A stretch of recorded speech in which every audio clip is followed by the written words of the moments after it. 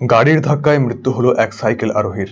বৃহস্পতিবার দুর্ঘটনাটি ঘটেছে উত্তর দিনাজপুর জেলার ইসলামপুরে বাইপাস এলাকায়। জানা গিয়েছে মৃত ব্যক্তির নাম মোহাম্মদ এহসান।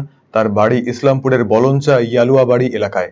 চা শ্রমিক ওই ব্যক্তি এদিন সাইকেল নিয়ে কাজে যাওয়ার সময় শিলিগুড়ি অভিমুখী একটি গাড়ি তাকে ধাক্কা মারে।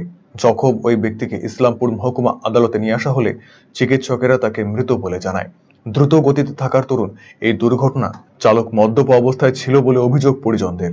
ঘাতক গাড়িটিকে আটক করা হলেও চালক পলাতক। পুরো ঘটনার তদন্ত শুরু করেছে পুলিশ।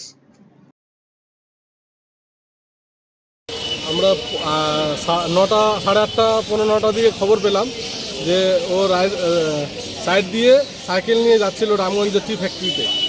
তো এই মুহূর্তে ওখান থেকে ফোন পরে ওখানে অ্যাক্সিডেন্ট হয়ে মরেছিল। ওখান থেকে অন্য লোকে সিম বের করে আমাদেরকে খবর দিল যে ওখানে একটা ছোট গাড়ি নিয়ে তাকে অ্যাক্সিডেন্ট করে দিয়েছে। কোথায় থেকে কোথায় যাচ্ছিলেন ইনি? আমাদের বলেঞ্চা ইলোয়াবাড়ি থেকে উনি টি ফ্যাক্টরিতে রামগঞ্জে যাচ্ছিল। আচ্ছা, কি নাম ওনার? এমডি এহসান। বাড়ি কোথায়? বাড়ি বলেঞ্চা ইলোয়াবাড়ি গ্রামে। বয়স কত হবে ওনার? বয়স 65 থেকে 67-এর মধ্যে হবে। চা ফ্যাক্টরির কি শ্রমিক ছিলেন? চা ফ্যাক্টরির শ্রমিক ছিল। আচ্ছা, কোন জায়গাটা ঘটনাটা হয়েছে? ওটা শ্রীকৃষ্ণপুরের টি পয়েন্টের ওই জায়গাটা। আচ্ছা, কি করে হলো দুর্ঘটনাটা? দুর্ঘটনা ওই গাড়ি মনে হয় নিয়ন্ত্রণ হয়েছে, মদ খেয়েছে। আমার যতটা সম্ভব ওখানে বোতল ছিল ওই গাড়িতে মদের।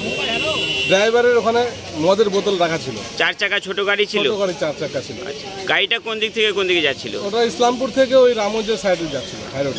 ইনি কি ঘটনাস্থলেই মারা গেছিলেন? ঘটনাস্থলেই মারা গেছে। আর ড্রাইভার পালিয়ে গেছে। পুলিশকে জানানো হয়। পুলিশ কি গেছিল ঘটনাস্থলে? পুলিশ গেছিল।